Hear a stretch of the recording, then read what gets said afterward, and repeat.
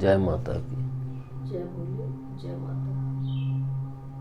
अभी पिछले वीडियो में मैंने पूजा से विषय में आप सभी को बताया था, उसी से आगे आज मैं अपने व्याख्यान को आरंभ करता हूँ। जैसा कि मैंने बताया था कि श्री लिख के उसके ऊपर शिवलिंग को रख दें। शिवलिंग को रखने के पश्चात 24 घंटे हमें शिवलिंग या कुछ भी नहीं वहाँ छूना है, और दीपक भी सिर्फ जिस दिन हम लिख के शनिवार के दिन रखें, जब करें, दीपक भी सिर्फ उसी दिन जलना है। उसके पश्चात जब हम शिवलिंग को श्री के ऊपर रख दें तो फिर दीपक नहीं जलाएंगे, क्योंकि दीपक सिर्फ एक दिन जलना है।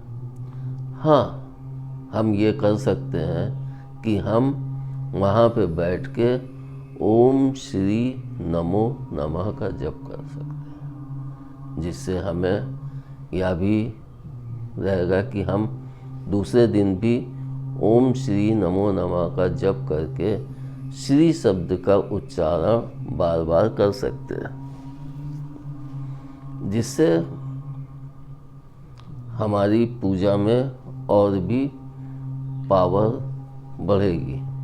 मतलब एक तरह से हम कहें तो उसके पश्चात जब हम जपेंगे तो हमारी शिवलिंग की ऊर्जा और श्री मतलब माँ की ऊर्जा शिवलिंग में और तेज़ी से प्रवाहित होने लगेगी।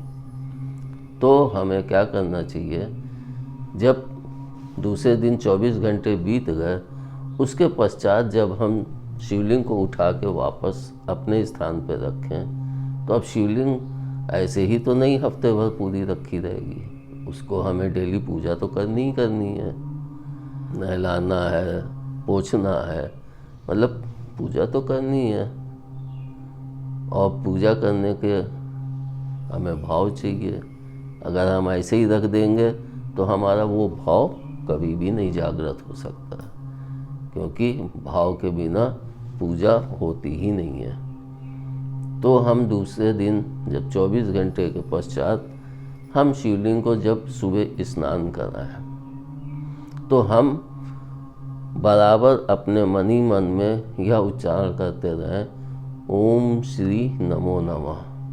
तो इस जप को हम बराबर उतनी देर तो कर सकते हैं ना, और अगर हमारा मन करे तो हम उसको बैठ के और देर तक भी कर सकते हैं। लेकिन जब हम मंदिर में जाएं और वहाँ पे शिवलिंग की पूजा अर्चना करें, तो हमें वहाँ पे इस मंत्र का उच्चारण नहीं करना चाहिए, क्योंकि यह मंत्र हम सिर्फ घर में ही अपने घर की सुख समृद्धि की प्राप्ति के लिए कर रहे हैं। मंदिर में तो स्वयं प्रभु विराजमान होते हैं, इसलिए मंदिर में जो शिवलिंग रखते हैं वह प्राण प्रतिष्ठित होती है। लेकिन घर में हमें अपनी शिवलिंग में वह शक्ति या ऊर्जा जागृत करनी पड़ती है, जिससे हमारी शिवलिंग में वह पावर प्रवाहित हो, जिसके कारण घर के अंदर उसकी जो वेव्स चारों तरफ हो, उसका फर्क हम सभी पे पड़ता है। तो जब अच्छी ऊर्जा और अच्छी शक्ति शिवलिंग में प्रवाहित होगी तो उसका प्रभाव हमें घर पे भी मिलने लगता है। तो हम शिवलिंग की डेली स्नान करा के पोंछ के रखें। कुछ लोग यह भी सोचते हैं कि हम डेली इतनी देर पूजा नहीं कर सकते हैं, लेकिन शिवलिंग को नहला के पोंछ के रख सकते हैं, और फिर उसके बाद जो हमारा भाव हो हम शिवलिंग पे हर चीज़ अर्पित कर सकते हैं। लेकिन यह नहीं कि हमारे पास समय नहीं है और हम सिर्फ हड़बड़ी में चढ़ाए ओम श्री नमो नमः करके चढ़ाए और फौरन हमें निकलना है, तो उसमें पूजा करने का कोई फल नहीं प्राप्त होता है। क्योंकि पूजा का फल हमें तभी प्राप्त होता है जब हम पूरी शांति के साथ अपनी पूजा पे पूरा अपना एकाग्रता प्रस्तुत करें। अगर हमारी एकाग्रता नहीं होगी तो हमारी पूजा वह फलदायी नहीं होती है।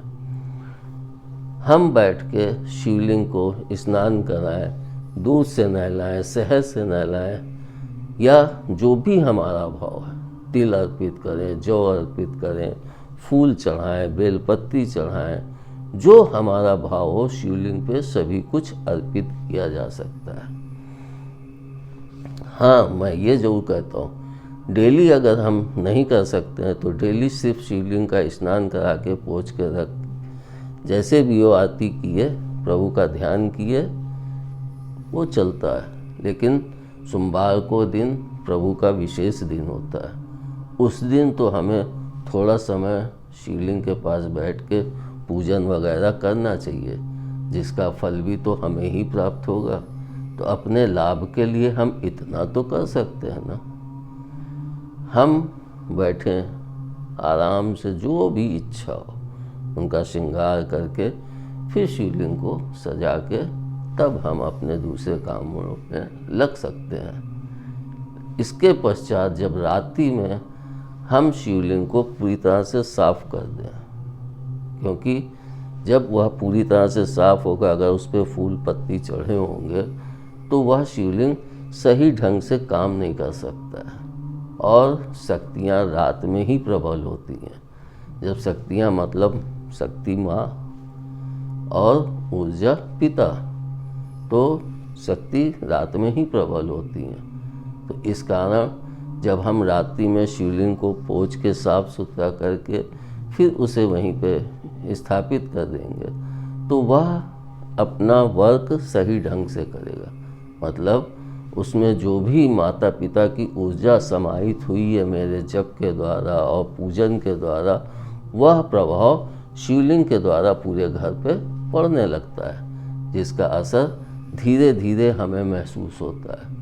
लेकिन हम उसको अपने शब्दों में कभी भी नहीं वर्णन कर सकते हैं, क्योंकि कहते हैं ना कि जो हम किसी को बता ना सकें वही प्रभु का चमत्कार होता है। इसे हम और भी अच्छी तरह से अगर देखें तो हम देखते हैं कि शिवार्चन हम लोग करवाते हैं तो पंडित लोग मंत्र के द्वारा मिट्टी के शिवलिंग बनाते हैं, जिसको हमने अभी महाशिवरात्रि में पूजन अपने बच्चों सभी भक्तों को बताया था कि मिट्टी या बालू के शिवलिंग बना के स्वयं पूजन करें।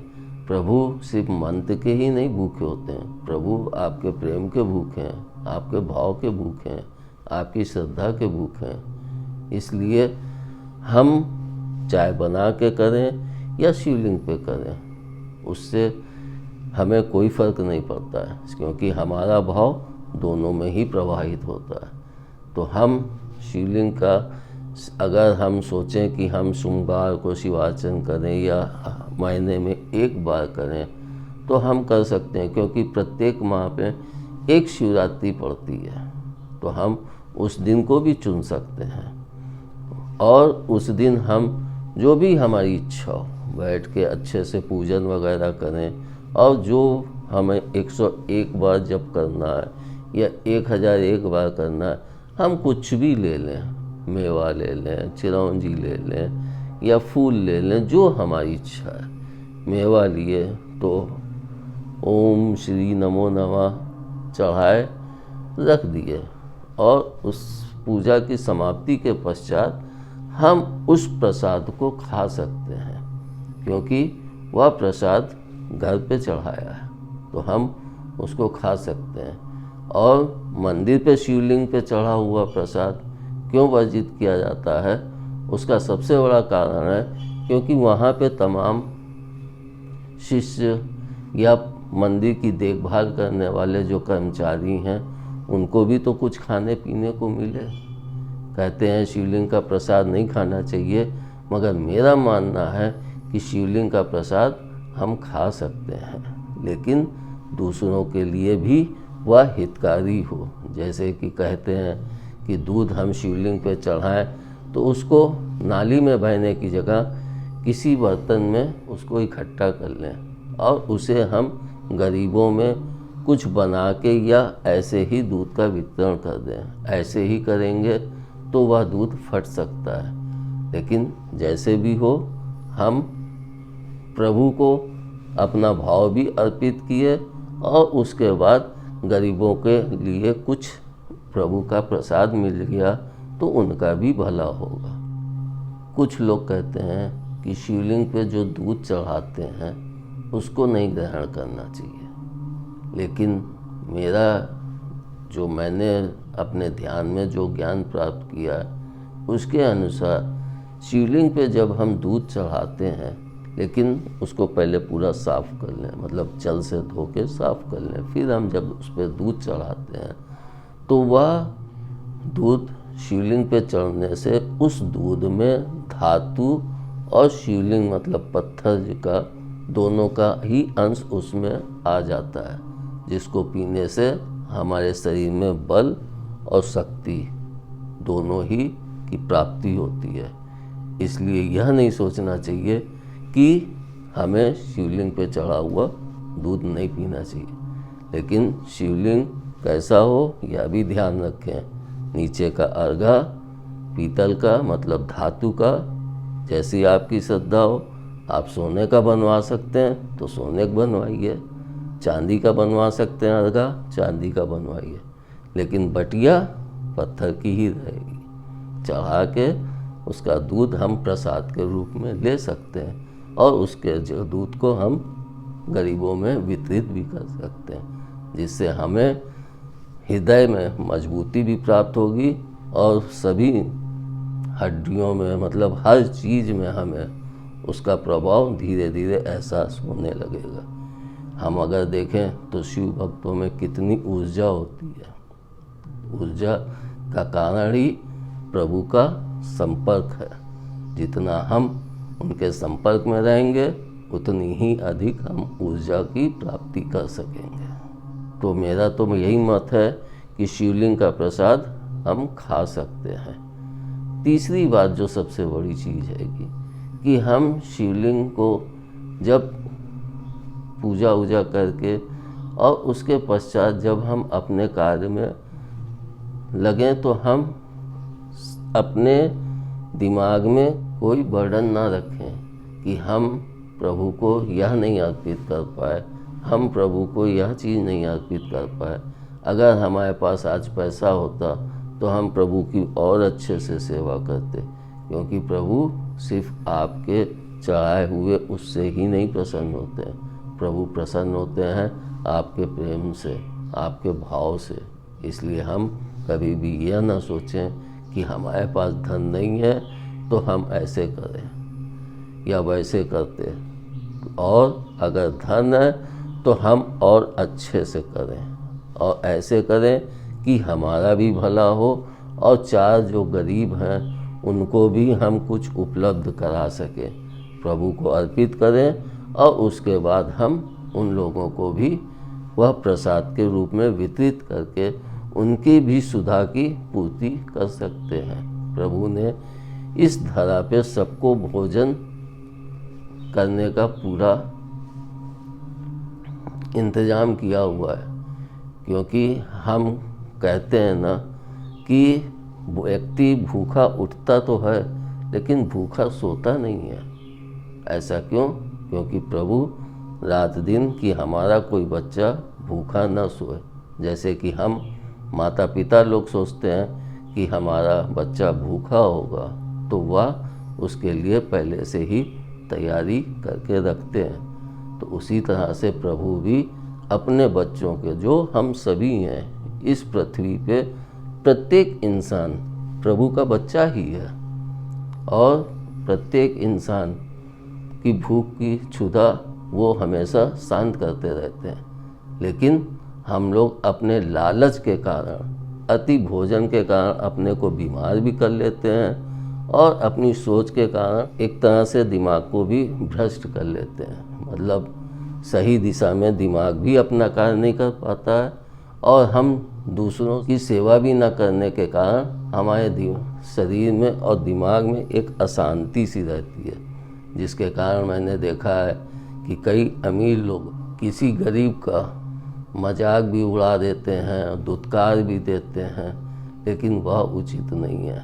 इसीलिए कहते हैं कि हम जितनी शांति और मन के साथ प्रभु से समर्पित होंगे, उतना ही प्रभु हमें इन सब चीज़ों से मुक्ति दिलाएगा और हम प्रभु के बनाए हुए इस संसार में रहते हुए उनके पैदा किए हुए सभी जीवों को जो हमसे बन पड़े, जितनी उनकी सेवा हमसे बन पड़े, वो हम करें। आखिर हम क्या लाए हैं और क्या लेके जाएंगे, या तो सभी जानते हैं। इसको जानने के पश्चात भी हर व्यक्ति गरीबों की सेवा या गरीबों को भोजन वितरित करने के विषय में बहुत कम सोच पाता है। लेकिन अगर हम दूसरों के लिए सोचेंगे तो हमारा भी भला होगा। इसका हमें सबसे पहले सबक हमारी साधना के आरंभ में ही प्रभु ने दिया था कि जितना तुम दूसरों के लिए भला सोचोगे उतना ही तुम्हारा भला होगा। लेकिन भला दूसरों का करने में कभी कामना मत रखना। अगर तुमने कामना रखी तो फिर तुम्हारा हमेशा भला नहीं हो सकता है, क्योंकि कामना हमेशा पूर्ति नहीं होती है। और जब कामना पूर्ति नहीं होती है तो हमें क्रोध आता है, और उस क्रोध के कारण हमने जो कुछ भी अर्जित किया है वह सब नष्ट होने लगता है। इसलिए हम जितना कामना से बचेंगे हमारी उतनी ही उन्नत होगी। एक चीज़ मैं और कहना चाहता हूँ, जैसे कि अभी एक बच्चे ने पूछा भी कि हम शिवलिंग पे जल कैसे अर्पित करें, क्योंकि मेरे को भी बचपन में एक पंडित जी ने बताया था कि एक लोटे में जल ले लो, उसमें जौ, चावल, फूल और मीठा, मतलब 5 सामान उसमें डाल के और जाके शिवलिंग पे ओम नमः शिवाय बोलते हुए मंदिर में चढ़ाओ जाके हर सोमवार को। तो हम मंदिर में जाके तो ये कर सकते हैं, लेकिन इस क्रिया को घर पे कभी नहीं करना चाहिए, क्योंकि घर पे हमारे पास समय भी है, बैठने का स्थान भी है, तो हम वहाँ पे इस क्रिया को ना करें। लेकिन मंदिर में क्योंकि हम ज़्यादा देर नहीं बैठ सकते हैं और वहाँ पे और भी भक्त लोग होते हैं, उन्हें कष्ट ना मिले, इसलिए वहाँ पे हम पूजा कर सकते हैं तो पूजा करें, नहीं तो लोटे में 5 चीज़ें डाल के और प्रभु को ओम नमः शिवाय बोलते हुए अर्पित करें। मगर जब हम घर पे करें तो सिर्फ एक ही मंत्र शिवलिंग की पूजा करते समय करें कि ओम श्री नमो नमः। जितना प्रेम से इसको उच्चारित करेंगे उतना ही हमें शांति और प्रभु का आशीर्वाद प्राप्त होगा। कुछ लोग कहते हैं कि शिवलिंग पे यह नहीं चढ़ाना चाहिए, वह नहीं चढ़ाना चाहिए, लेकिन मैं ऐसा नहीं मानता हूँ। इसका सबसे बड़ा कारण ये है कि जब शिवलिंग हमारे अंदर भी विराजित है और बाहर भी प्रभु का ने उसका विग्रह हमारे सामने रखा है, तो जब हम अंदर के शिवलिंग में जो कुछ भी खाते हैं तो वह सब जाके तो उसी पे चढ़ता है। एक तरह से देखें तो हमारा जो मेन आधार चक्र है वह एक तरह से चक्की है, शिवलिंग ही तो है, जिसमें हम जो भोजन करते हैं वह हजम होता है, पचता है। तो हम जब जो चीज़ हम खा सकते हैं वो भी तो शिवलिंग पे जाके अर्पित हो रहा है, तो जब वहाँ अर्पित हो रहा है तो हम बाहर में क्यों नहीं अर्पित कर सकते हैं। और इसका सबसे बड़ा उदाहरण मैंने महादेव में देखा था कि प्रभु स्वयं ही माँ को यह ज्ञान देने के लिए शिवलिंग के ऊपर मांस चढ़ाया था। तब माँ ने उनसे सवाल किया था कि आप इस पे मांस कैसे चढ़ा रहे हैं, तो प्रभु ने कहा था कि जो मेरा भाव होगा मैं वो अर्पित करूँगा और वो उन्हें स्वीकार है। मतलब प्रभु ने स्वयं ही हमें यह उपदेश दिया है। इसलिए हम किसी भ्रम में ना आए कि हम ये नहीं चढ़ा सकते हैं, हम वो नहीं चढ़ा सकते। जो हमारे को प्रसन्नता प्राप्त दे, जो हमें खुशी दे, जो हमें शांति दे, उस तरह से हम अपने प्रभु को हर चीज़ अर्पित कर सकते हैं। जैसे कि हम अपने बच्चे को संवारते हैं, अपने पति को संवारते हैं, या अपने घर को संवारते हैं, अपने परिवार को संवारते हैं, उसी तरह से हम प्रभु को भी पूरा प्यार और पूरा भाव दें। जय भोले, जय माता की। जय भोले, जय माता की।